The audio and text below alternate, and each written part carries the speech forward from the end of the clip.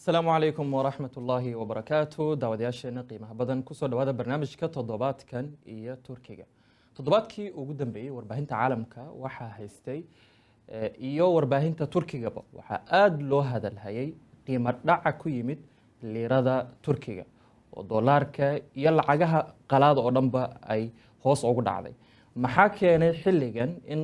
ay liiradii turkiga hoos u dhacdo oo doolaarkii uu sare u kaco? Arrintaasi ma sababi kartaa sicir barar dhaqaalaha turkiga kor u kaciisa wax ma u dhimi kartaa? Barnaamijkan waxa igala qayb galayo Dr. Cawil Maxamuud Nuur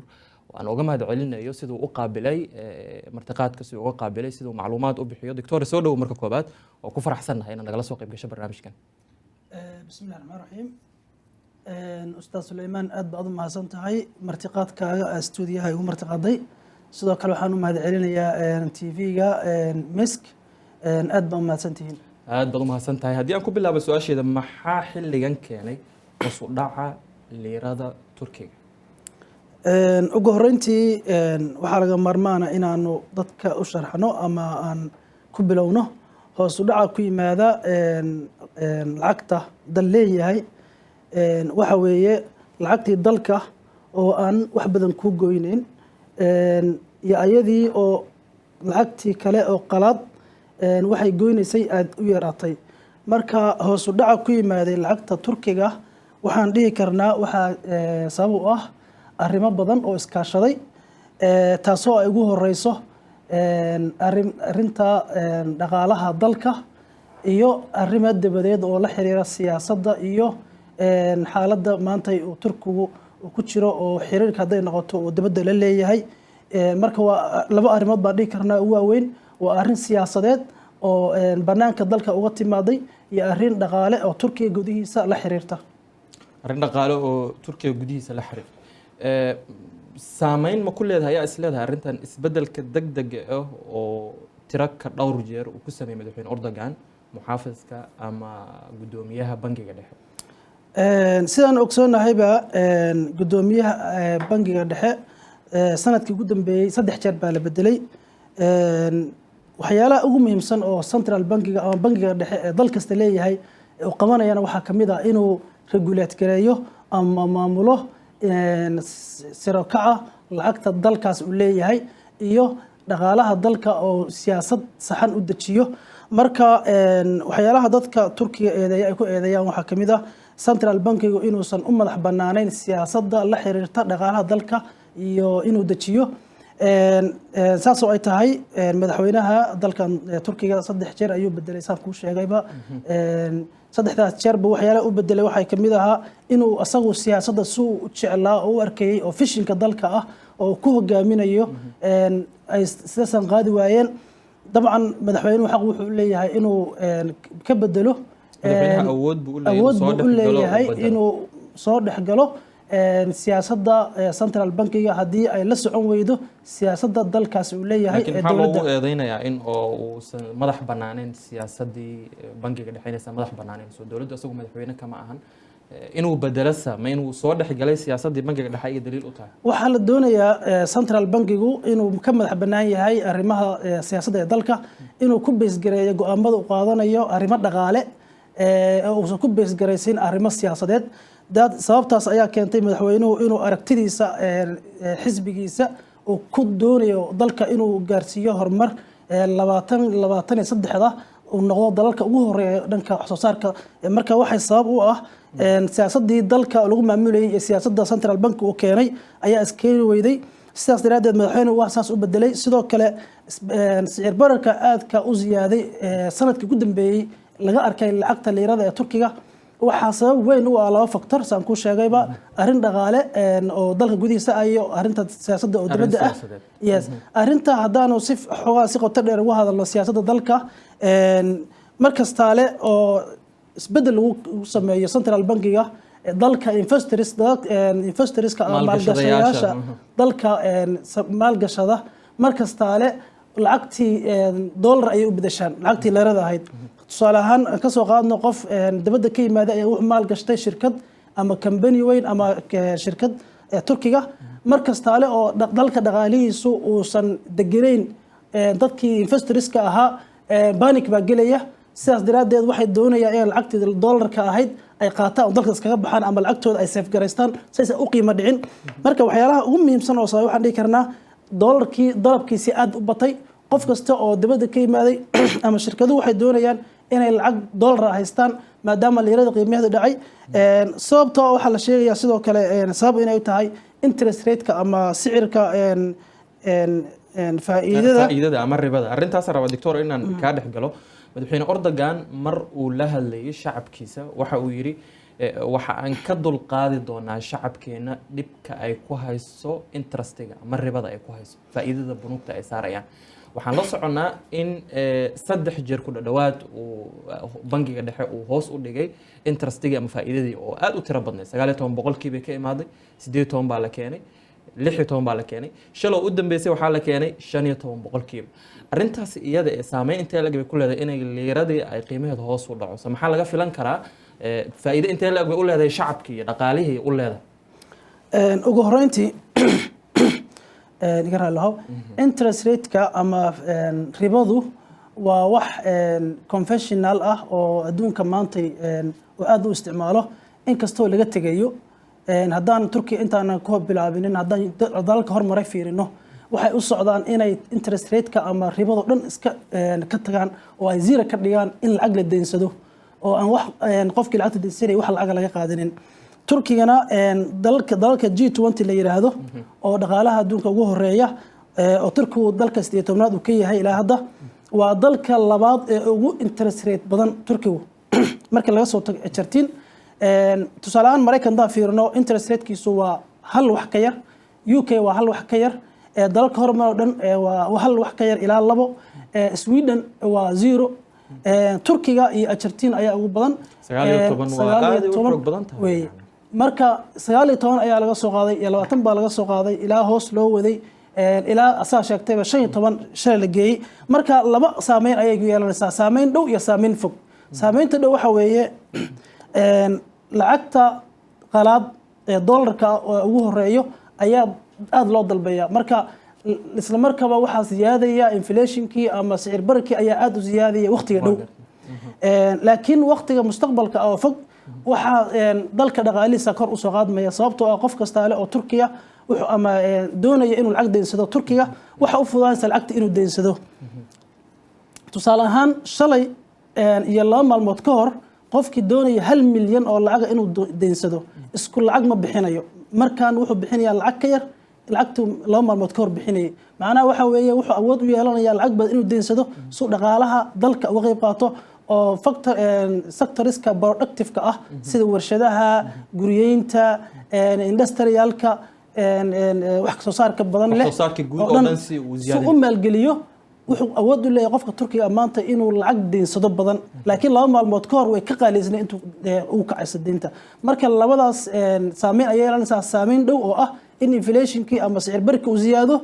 iyo dalkii inay mustaqbalka dhaqaaluhu aad u soo kaco oo ay qof kasta awood u yeesho in lacag deensado dhaqaalihiina uu kaco wax soo saarkii uu bato shaqaaleynta ay badato dalku awood u yeesho inuu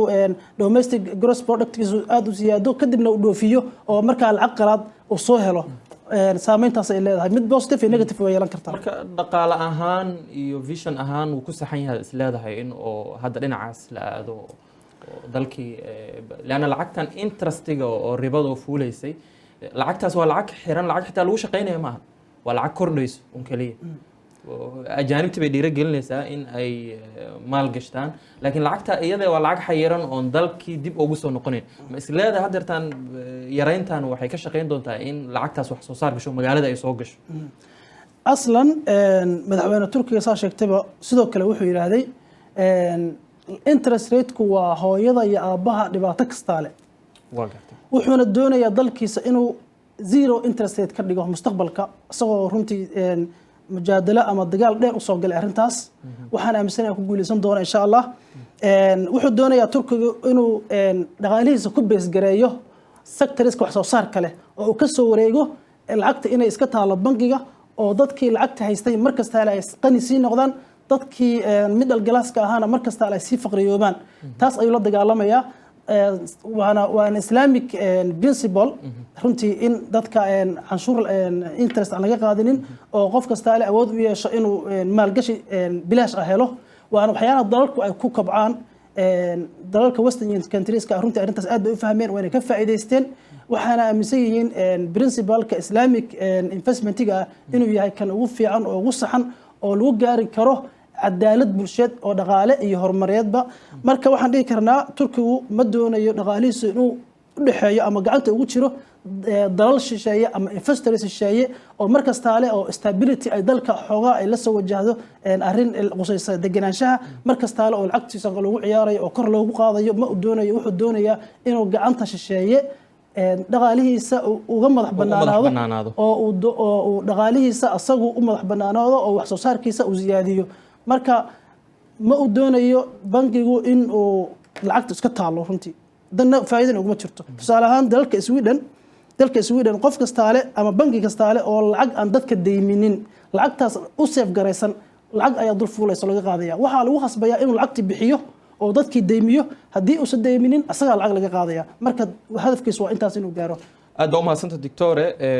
waxaan u geli doonaa siyaasad ahaan iyo saameynta ay ku leedahay Turkiga maadaama xifaaltan kula jiro dawladaha reer galbeedka laakiin inta aan u gelgelin aan dhextaal yar galo daawadayaal barnaamijkeena halka ay ka socon doonaa laakiin dhextaalkan ayaan geli doonaa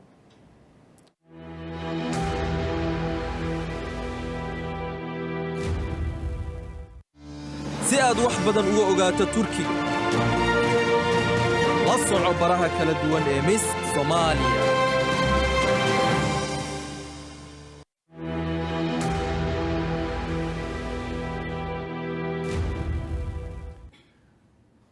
daawadayaal soo noqosho wanaagsan dhibaatooyinka ay sababayso liirada ama lacagta Turkiga hoos u dhacday ayaan ku galjinay waxaan kala dooday doctor Cawil haddii aan ku weydiiyo adduunka oo dhami dollarka lacagaha adduunka dhan buu dhib ku hayaa Shiinaha oo dhaqaalaha labaad oo adduunka ugu badan lacagtiisa saan si ku dhowbay oo la rafaasanta dollarka marka maxaa iclaamkii ama meediyihii uu toddobaadkan uu focus u saaray ama tarkiis u saaray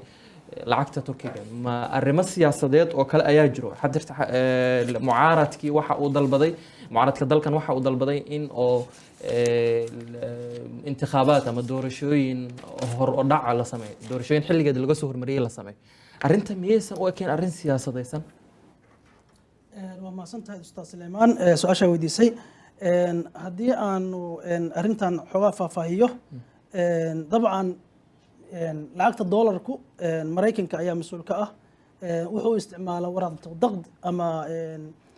waraqda tafaawud ayuu isticmaalaa wuxuuna pressure ku saaraa markasta dalalka ay siyaasad iska soo horjeedaan tusaale ahaan 2003 ilaa 2013 inflationka Turkiga aad buu stable u ahaa oo dhibaato weyn ma jirin waxayna ahayd markii economic recession adduunka uu ka dhacay laakiin Turkiga uu booming ahaa oo dalalka Mareykanka uu ka mid yahay ay inflation aad u sareysa ama recession aad u sareysa ay ku jireen laakiin Turkigu markaas ayuu dhaqaalaha kobciga ugu badan uu sameeyay kadib laga soo bilaabo 2016 afgambigii dhicisoobay markii laga soo bilaabo runtii Turkiga dhibaato ugu horeyn afgambigii dhicisoobay taasna waxaan aaminsanahay inuu Mareykanka ama dalalka siyaasadda isku hayaan ay ka dambeeyeen arrintaas markay dhacday dhaqaalaha Turkiga aad ay runtii u saameeyay lacagtiisina aad ay hoos u dhacday oo qiimihii lacagtiisa lagu sarrifayay ayaa hoos u dhacday taasna waxay keentay dadkii oo aan awoodin in iibsadaan noloshoodii daa'imka ahayd waxay ku baskaraysnayd oo ay runtii dalka dhaqaalihiisa iyo employment rate-kii aad hoos ugu dhacay taasna waxay sii sababtay 2018 markii Trump uu canshuur adag saaray alaabta Turkiga oo Mareykanka u dhoofsho ayaa lacagta si ziyaaday waxayna gaartay ilaa 7% inay inta ziyaado Turkish lira wuxuu mareeyay halkii dollar 7 ayuu mareeyay marka waxa loo isticmaalayaa Turkiga runtii in siyaasadda say jecel yihiin ay uga yeelaan dalka isku hayaan siyaasadda Turkigu adduunka oo dhan ayuu runtii dagaal kula jiraa marka ay noqoto inuu u madax bannaan yahay dalkiisa iyo siyaasaddiisa iyo mustaqbalkiisa inuu dalkiisa hormariyo marka waxaan leenahay waa nooc ka mid ah dagaalka Turkiga ee dalka Islaamka lagu hayo in markasta leh oo dhaqaalaha Turkiga lala dagaalamo dhinaca oo hay'adda lacagta adduunka Turkiga wax deyn kuma lahan ma isleedahay waxaa lagu riixi rabaa Turkiga heer waxaa la gaarsiin rabaa uu deyn qaato si qaraaraadkiisa loola maamulo asna intaasuu ka cararaya aad iyo aad 2016 Turkiga wuxuu bixiyay 23 bilyan oo lacag ah oo ay ku lahayd hay'adda IMF ay ku lahayd taasna madaxweynaha ayaa cilaamiyay maadaama saas ay dhacday waxaa markaas bilaamatay in runtii dagaal dhaqaale lala galo Turkiga saas oo ay tahayna Turkiga waxay moodaa in arrimo dhaqaale oo la xiriira inay dollar u baahan yihiin ay soo wajahday saas si laga hortago dawladda Turkiga waxay sameysay inay aad bay wax iibsataa dollarka ay xan ka wadaa goldiga dahabka aad iibsataa wuxuu noqday dalka ugu badan marka laga reebo Ruushka oo iibsada dahabka iibsada taasna wuxuu u sameynayaa in reserve-kiisa bangiga dhexe uu safgareeyo oo lacag qiimo dhaca hoose ku imaanaya lacagtiisa liirada ah oo ka badbaado asaga oo keedkiisa dhaqaale ma ka badbaadin karaa inay lacagtii sii socoto inuu sicir barar xoogan dhaco keedka dhaqaale uu haysto Turkiga ma ka badbaadin karaa isla dahabaada ama lacagta caadiga dahabku waxyaalaha wuxuu kamid yahay lacagta stable-ka ah oo qiimaha lacagtaas hayn karta meeshooda ku hayn karta waa waxa markasta leh oo qofku doonayo inuu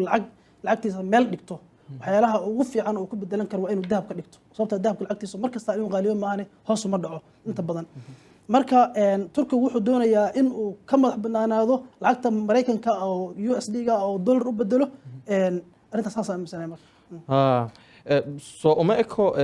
Turkiga siyaasadda filliga siyaasaddan ku jirna arrimaha siyaasadda dibadda ee Turkiga xifaaltan adag buu reer galbeedka kula jiraa arrintan ma dhihi karaa xiriir xoogan bay la leedahay sababtoo ah waxaad ogeyd maalmo ka hor in Erdogan 10 safiir uu qoray Barcelona Nangarata dad aan laga rabin Turkiga gudihiisa oo Mareykan iyo dawladaha waaweyn oo reer galbeed ay ku jiraan ma isleedahay arrinta siyaasadda ee Turkiga carcarta ee laftirkeeda qayb bay ka tahay in reer galbeedku xifaaltan adag la galo oo lacagtiisa mar walba uu waajaho xaalad adag aad iyo aad runtii dagaalka Turkiga lagu hayay waa soo jireen buu ahaa waliba xisbigan dawladda Erdogan madaxda u yahay reer galbeedku runtii ma jecla sababtoo aragtidooda ay ka soo horjeedaan marka waxaan dhihi karnaa marka maalintii ugu dambeysay dhacdadii dhacday ay soo dhex galeen arrimaha dakhliga ee dalka ay soo galeen madaxweynuhu wuxuu amray 10 dal in laga saaro dalka safiiradooda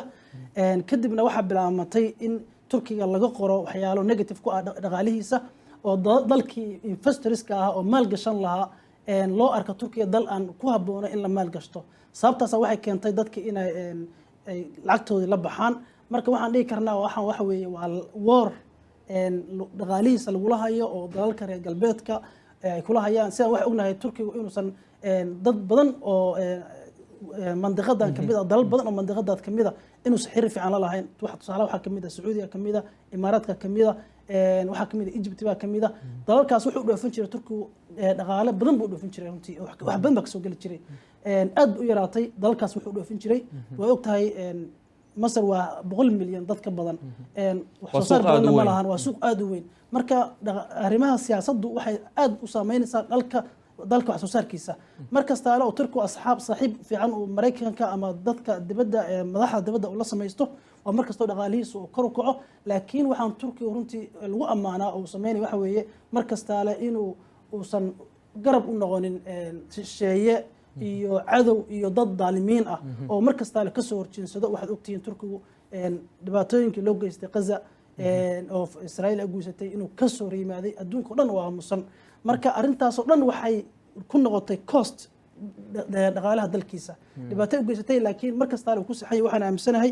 in uu ka bixi karo Turkiga dhibaatada uu adkeysan karo hagardaamada lagu hayo Dr. Abdul dad badan waxay isweydiinayaan dhicitaanka liirada iyo ma isku xiran yihiin awoodda dhaqaale Turkiga waa dal wax soo saar badan kobci dhaqaale waa u socdaa inta barnaamijkan soo diyaarinayaan fiirinay kobca dhaqaale kor buu u socdaa wax saameyn ee wali kuma yeelan marka ma farqi baa u dhaxeeyo dhaqaalaha kobciisa iyo lacagta inay dhacdo runtii saameynta lacagta inay dhacdo ay ku yeelanayso dhaqaalaha dalka waa wax short term ah ama wax waqti muxadad ah socon kara weeye markaan fiirino kobca dhaqaalaha ee Turkiga laga soo bilaabo 2016 ilaa maanta 2021 runtii dhaqaalaha Turkiga aad u ziyaadayay sanadkan waxa la rajaynayaa inuu noqdo 6% meesha dalalka G20 dalka ku soo xiga oo yahay Argentina China oo asagina 5% uu noqon doono taas oo ay tahay dhaqaalaha kobca Turkiga aad u ziyaadaya wax saameyn oo badan ku yeelan maayo sababtoo Turkigu waa dal wax soo saar leh waxbuu dhoofiyaa warshaduu leeyahay investors badan baa yimaada inkastoo la leeyahay sanadii ugu dambeeyay hoos bay u dhaceen maadaama uusan dalku stable ahayn dhanka sicir bararka iyo arrintaas laakiin Turkigu waa dal wax soo saar leh 2020kii markii adduunku ku jiray COVID-19 dhibaatadiisii Turkigu wuxuu ahaa dalalka kaliya oo farakutiska ah ee Turkigu dhaqaalihiisa kor u kacay buu kamid ahaa taasna waxa ku amaanay World Bankiga u qaabilsanaha World Bankiga ee dhanka Europe iyo Central Asia anne qofka la yiraahdo ayaa ku amaantay runtii marka waxaan aaminsanahay Turkigu wax soo saar badan buu leeyahay arrintan dhaqaalaha lacagtiisa sicir barar ku timaaday saameyn weyn mustaqbalka ma yeelanayso tusaale ahaan 2020kii markii COVID-19 ku jiray dal ayaa negative ahaa ama minus ku jiray kobac yani wax kobac aan samaynin Turkigu asagoo waa sii kobcay marnaba hoos oo ma 2% kor u kacay taas waxay ka dhiganta saameyn taban inaysan ku yeelan doonin mustaqbalka saameyn badan ku yeelan mayso sababtoo ah G20 marka la fiirsho maantay dalka labaad ee ugu kobciga badan waa Turkiga dalka labaad maanta sanad ilaa maanta markii la fiirsho sanadkan marka saameyn ku yeelan mayso arrintan inflationku waa arrin la xiriirta siyaasad iyo lacag bangi taale oo lala baxay iyo dalabkii dollarka oo ziyaaday laakiin wax soo saarka realka ah oo dadka taabanaya oo dalka wax u ool ku ah wax weyn ku yeelan maayo ma isleedahay Dr. Cawil haddii 15 interestiga 15% wali waa cadad aad u tiro badan ma isleedahay haddii maalmaha soo socda ay ku sii adkaysto Erdogan ku sii adkaysto inuu interestiga hoos u dhigo ribada uu hoos u dhigo wali wuxuu sheegayaa inuu zero inuu gaarsiiyo hadafka yahay oo ribada dhan la tirtiro ma isleedahay wali liirada markaas way sii dhici doontaa oo heer waxay sii gaari doontaa aad u adag runtii waxaan aaminsanahay Turkigu haddii uu ribada ka takhaluso inuu dhaqaalihiisa wax ku eel noqonayo sababta qof kasta oo Turkiga waxa awood u yeelanaya inuu dhaqaalihii lacag diinsado ayuu u yeelanaya saas oo ay tahay ma aaminsani inay dhibaato u geysan doonto lacagtaas iyadoo sababtoo ah G20 markii la fiirsho dalalka ah Turkiga waa dalka labaad oo ugu badan inuu riba bixiyo waa dalka labaad oo ugu badan inuu riba bixiyo macnaha waxa weeye qofka investorka ah markuu G20 maal gashanayo Turkiga wuxuu noqonayaa optionka labaad saas micnaheedu waxa weeye wali Turkiga waxa weeye dal soo jiidan kara maalgashi cusub weeye tusaale ahaan UK ama Mareykanka iyo Turkiga haddii la isbarbar dhigo qof investor ah 1 milyan haddaan haysto waxaan dooranayaa dalka Turkiga waay sababtoo ah isaga ayaa markasta leh badan interest rate-ka isaga badan wali siyaasad ahaan ma isleedahay mucaaradku waxay dalbanayaan in doorasho xilligeeda laga soo hormariyay la sameeyo arrintan shacabka Turkiga ma isleedahay siyaasad ahaan madaxweynaha Erdogan dib bay u geysanaysaa oo xitaa doorashada soo socoto waxa laga yaabaa inay siyaasad ahaan dhaawac ama damage u geysato ma isleedahay aad iyo aad u aaminsanahay sababtoo ah markay dhacdo xasilooni daro dalka ka dhacdo dad badan baa ka faa'iideysta waxaa ka mid ah mucaaradka arrintaana runtii mucaaradku aad bay uga faa'iideysteen shacabkana waxaa moodaa in arrintaa lagu kiciyey dollarkiini waa lacagtiini liirada ahayd hoos bay u dhacaysaa sicir barar baa dhacay guriyeyntii iyo kirooyinka guryaha runtii aad bay u ziyaadeen arrimahaas oo dhan mucaaradku way ka faa'iideysan karaan runtii waxaad moodaa madaxweynuhu inuu sii waayayo taageero badan oo runtii ku waayay marka la fiirso shacabka ra'yigooda haddii doorasho ma aaminsani doorasho waqtigeeda ka horeysa in la qaban karo Turkiga laakiin waxaan aaminsanahay Turkiga madaxweynaha iyo maamulkiisa iyo dawladda Turkiga haddii aysan wax ka bedel sax ay samaynin waa loo yaabaa runtii mustaqbalka laakiin ayagu waxay isweydiinayaan 2023 madaxweynaha meel walba ka hadla wuxuu sheegay 2023 inuu isbedel uu imaan doono iyadoo ittifaaqiyaad badan ay laalmi doonaan oo hortaagnaa Turkiga marka haddii isugu darsamaan ittifaaqiyaadkaasi iyo shidaalka ay la soo baxaan iyo lacagtan interestiga oo dadka ka dhaafaan dhiirigeliyaan waa isleeda Soomahan inuu madaxweynaha power uu sii heli doono aad iyo aad sidaan ognahayba Turkigu marka la fiirsho arrintaas waxaa 2023 waxaa u qorshaysan inuu ka mid noqdo dalalka ugu horeeya dhaqaale ahaan taasna madaxweynuhu hadal kama dhigin wuxuu ka dhigay wax waaqiciya kanaal Istanbul buu sameeynaya